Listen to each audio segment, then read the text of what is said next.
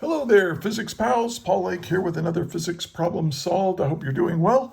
We're going to do a curvilinear motion problem. We have a car that's going to accelerate over the top of a hill on a road. We're going to be talking about radial, sometimes called centripetal acceleration, as well as tangential acceleration. And in the solution of this problem, I'm going to be using unit vectors I hat and j hat, as well as r hat and theta hat. So if this is kind of new to you, and it should be if you're working this problem, I'll show you how these two are related in the same problem. So let's read the problem. A car exhibits a constant acceleration of 0.3 meters per second squared parallel to the roadway. The car passes over a rise in the roadway such that the top of the rise is shaped like a circle of radius 50 meters. At the moment the car is at the top of the rise, its velocity vector is horizontal and has a magnitude of 14 meters per second. What is the magnitude and direction of the total acceleration vector of the car at this instant? Okay, I get a lot of my problems like these from my tutoring clients. Check in the description for a link that will allow you to get in touch with me if you might benefit from my tutoring services. I promise I'm a real friendly guy. My rates are reasonable. I can save you so much time and stress, and we'll have some fun. So check that out. All right, let's write down what's given here. So we have a car. Now it's driving down the road, but it's going to go over a bump in the road, or a rise in the road, and that rise has an overall radius of 500 meters. So I'm going to draw the rise like this. It's a circle, not a very good circle, sorry. Now this has a radius of 500 meters. Now, the way this goes, you probably have a road of some kind, and then it's going to go over this rise, and then when it hits here, just along in here, along the rise in the road, it's in that circular, not uniform circular motion, but it's in circular motion right in here. So let's draw our little car. There's our little terrible looking car. And now this car has an acceleration, it has a velocity vector that is horizontal at that instant that it's at the top, and it's going 14.0 meters per second at that instant. We also know that it has an acceleration, of this horizontal acceleration, of 0.300 meters per second squared. Okay, and I think that's all we know. Now, what are we trying to find? We're trying to find the overall acceleration, and we want magnitude and direction. In other words, polar coordinates for that. Okay. Now, let's try to solve this thing. One thing I recommend you do is pause the video right now and try to solve it yourself. If you get stuck or just want to check your work with mine, hit play. I do a lot of teaching during my explanations for these problems, so don't skip around too much, you might miss out. And yeah, let's get started. Okay, so let's take a look at this horizontal acceleration. What kind of acceleration is that? Well, notice that, this is the path we're on. And notice that the acceleration is in the same direction as the velocity vector. Velocity vectors are always tangential to the path. And so if this acceleration is changing your speed, it's also tangential to your path. And we call this the tangential acceleration. It's the acceleration that changes your speed, but it doesn't change your direction. That's what a radial or centripetal acceleration does. Okay. Now, I'm also going to say Okay. So what we can do is you'll often say that the tangential acceleration is equal to 0.300 meters per second squared. Now, how do we indicate the tangential direction? Well, this is kind of neat. And this is you're probably new to this kind of unit vector. And the way we say it, notice that if you're tangential, you're going to go through a very tiny change in angle, right? If this is theta, and that change in angle is going to give you a little displacement right here that's tangential to the path. So therefore, that little tiny change in angle, they call it theta hat. So the tangential acceleration is in the theta hat direction, meaning tangential to the path. So that's what theta hat means.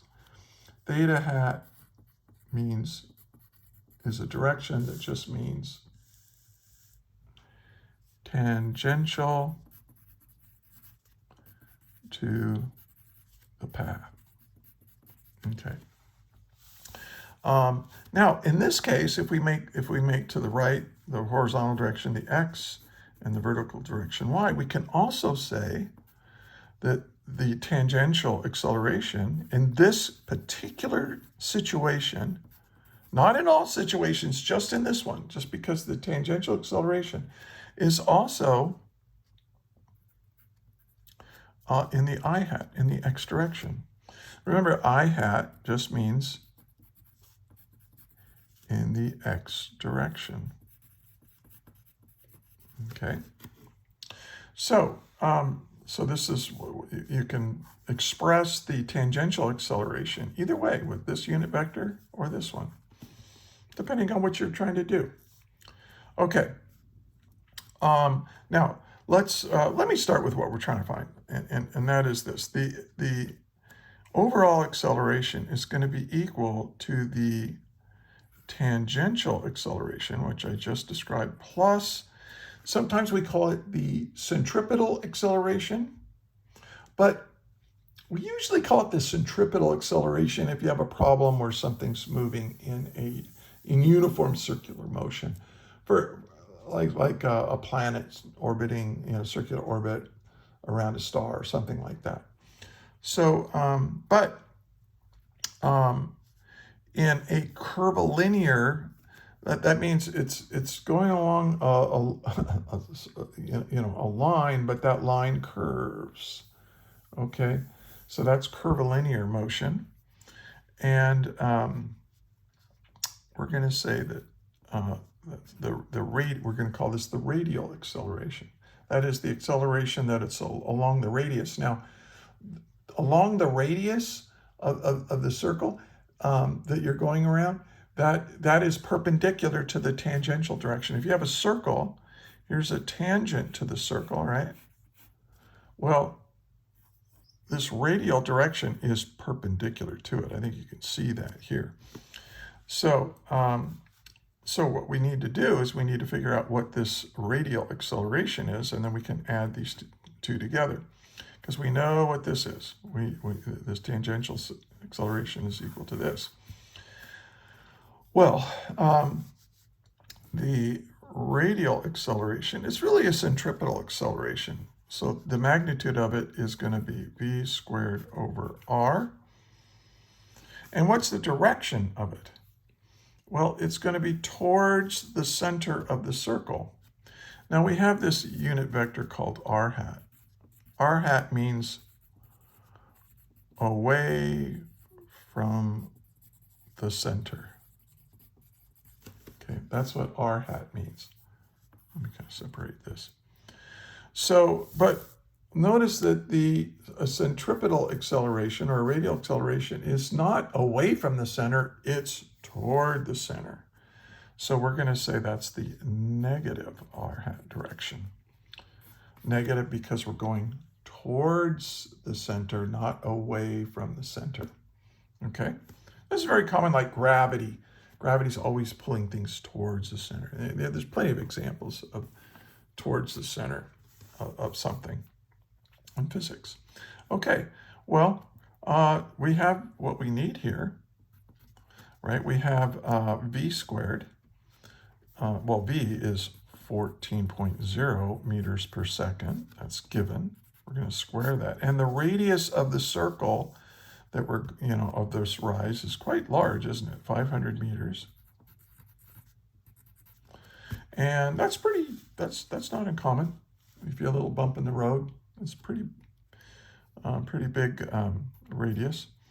And let's, where's my calculator? Okay.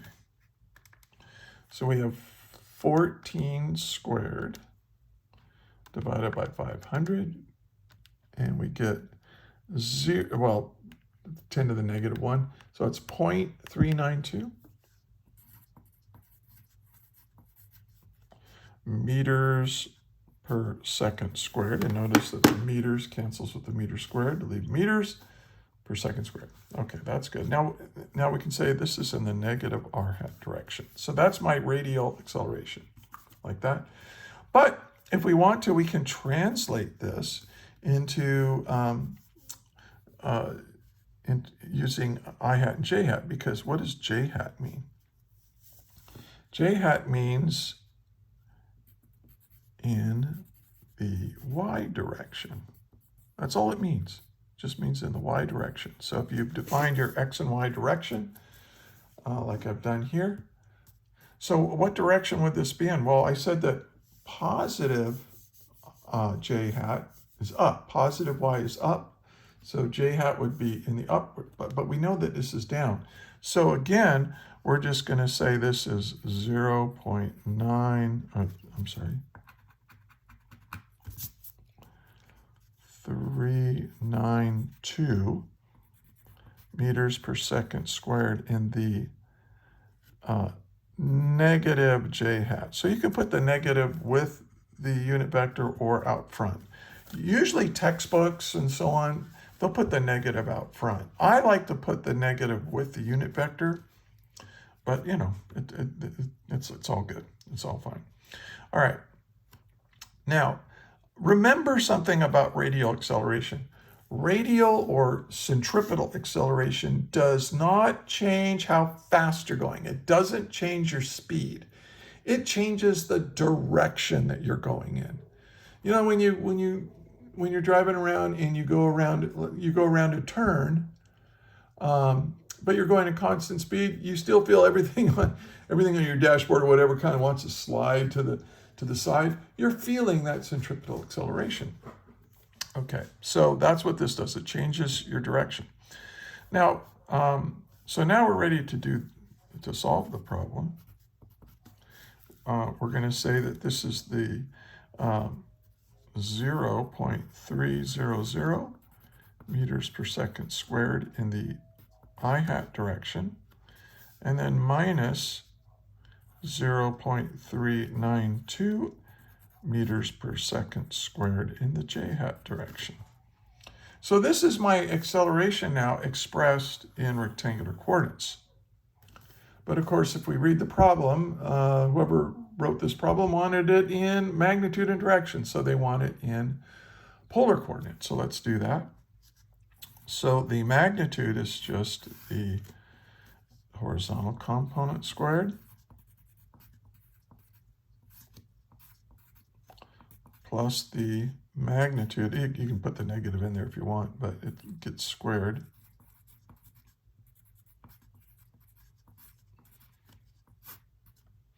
Okay, now let's see what that is.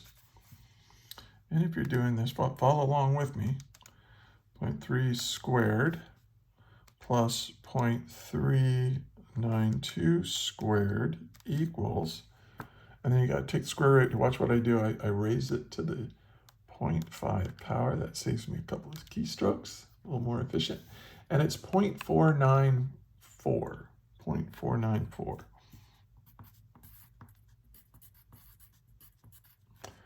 Meters per second squared. So this is my overall acceleration.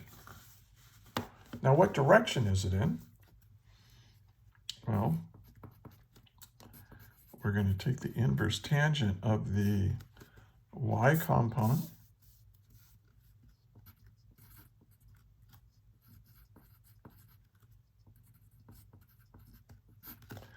divided by the x component.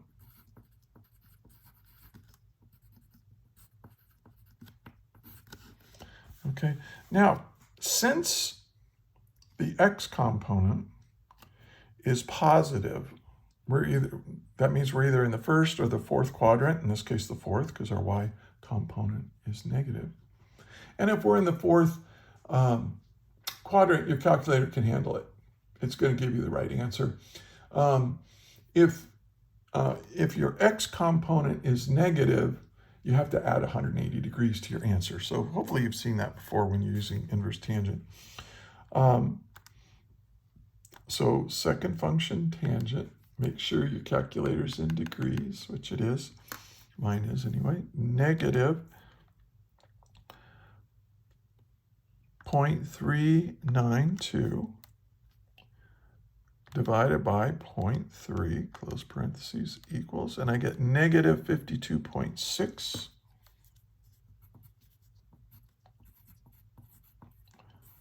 degrees. So that's below the horizontal, right? Negative angle means we're rotating clockwise from the horizontal. And so let me just write out the whole answer here. As a magnitude, and it has a direction.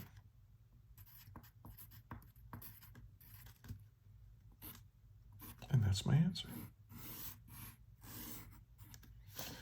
And there it is.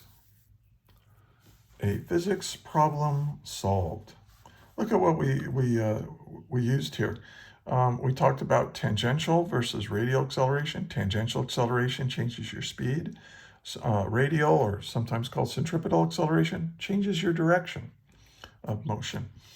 And then this was given, and we just moved it from theta hat to I hat. And then this we had to use v squared over r to calculate the radial acceleration, and we did. And then we went from a negative r hat to negative j hat. And yeah, so then we used Pythagorean theorem and inverse tangent to convert it to polar coordinates. Nice. Okay. Hey, do me a favor, if you found this useful, please like, share, and subscribe. Also, check in the description.